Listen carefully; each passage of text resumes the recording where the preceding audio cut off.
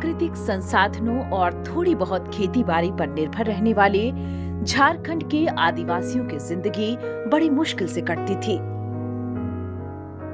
आदिवासी महिलाओं की स्थिति और भी बदतर थी। इनकी जिंदगी में बदलाव लाने के लिए आईफेड तथा झारखंड ट्राइबल डेवलपमेंट सोसाइटी के सहयोग से स्वयंसेवी संस्था बदलाव फाउंडेशन ने झारखंड के जामताड़ा जिले में एक मुहिम की शुरुआत की।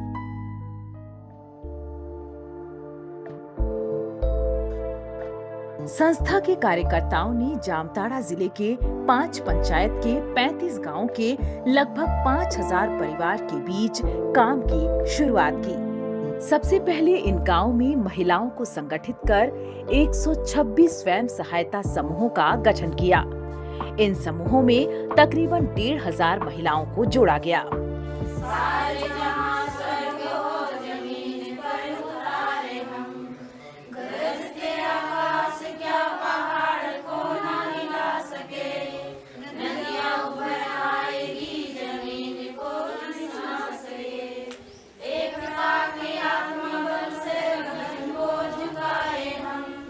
स्वयं सहायता समूहों की बैठकों में उनके उत्थान और आजीविका को लेकर चर्चा शुरू हुई।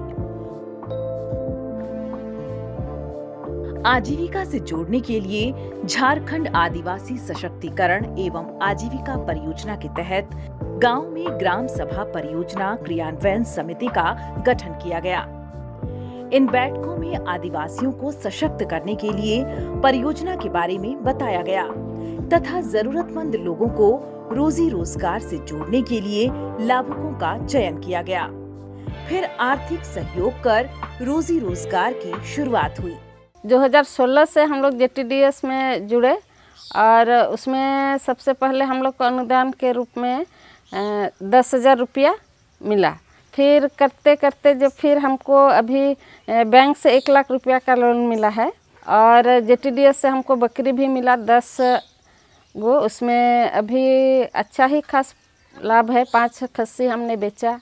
इस तरह का कारोबार कर रहे हैं। साथ ही जब पानी का व्यवस्था होता है तो हम लोग खेती बाड़ी भी करते हैं।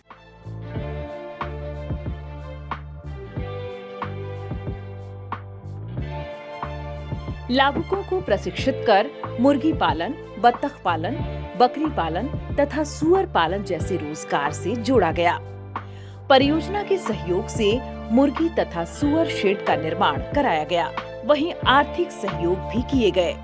बदलाव फाउंडेशन से ये दीदी लोग आए और सर लोग आए। वो लोग हम लोग का मुर्गी पालन करने बोले तो शेड बना दिए। पहले हम लोग को 17 को दिए, उसको बाद सेकंड टाइम और 17 दिए तो 34 हो गए।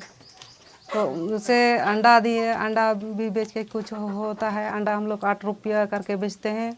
मुर्गी 200 और मुर्गा बड़ा होने से 500 तक हम लोग बेचते हैं। अपने आजीविका जैसे हम लोग बतख पालन किए हैं। हम बहुत सारे बतख रखे हैं और उस अभी बड़ा हो गया है। छोटा छोटा था, हम लोग मतलब 20-30 गो रखे हैं अभी। तो अभी मेरा जो बतख है वो बहुत सारा, रोज 15-20 गो हम अंडा जो उठाएंगे तो 10-10 रुपया रोज 150 रुपया मेरा हो गया। मुर्गी तथा सुअर में बीमारी की रोकथाम के लिए पशु सखी का भी चयन किया गया, जो समय समय पर उसका उपचार करती हैं। युवक युवतियों को भी रोजगार से जोड़ने के लिए युवा समूहों का गठन किया गया, जिसे आर्थिक संसाधन उपलब्ध कराए गए। युवा समूह विभिन्न प्रकार के फलदार पौधों की नर्सरी कर रोजगार से जुड़ने लगे हैं। JTDS हम लोग को 2020 में जो पपीता का नर्सरी करने का मतलब ट्रेनिंग दिया था रांची में। पपीता का जो इन्वेस्टमेंट किए हुए थे तो उनमें से हम लोग को 61,500 कुछ रुपया इन्वेस्ट किए थे हम लोग। उनमें से हम लोग को मुनाफा हुआ था, मतलब टोटल इंक्लूडिंग पैसा हुआ था 1,36,750 रुपया। उधर फूलो झानो युवा समूह की युवतियां बकरी पालन कर अच्छी आमदनी करने लगी हैं।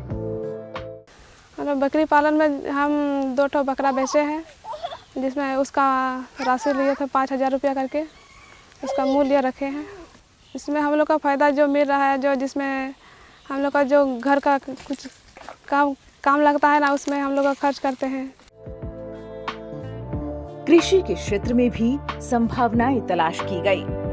ग्राम सभा परियोजना क्रियान्वयन समिति की बैठक में लाभुकों का चयन किया गया।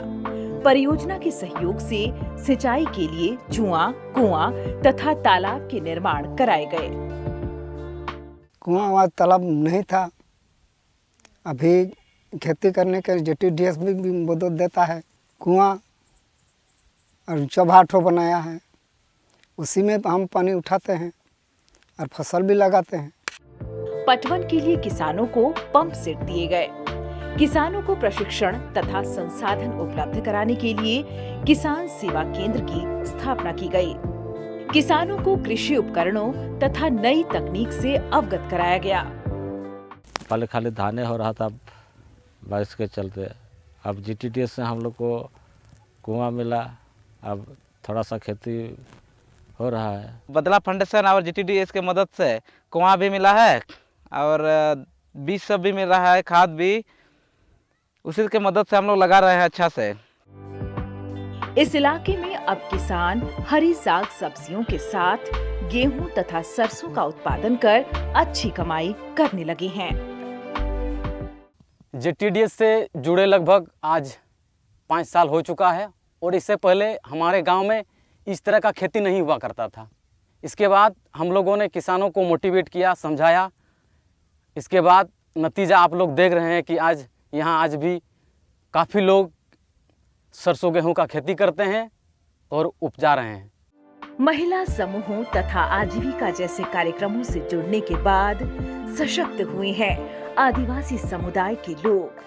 वहीं आदिवासी महिलाओं में बढ़ी है आत्मनिर्भरता और गजब का हौसला।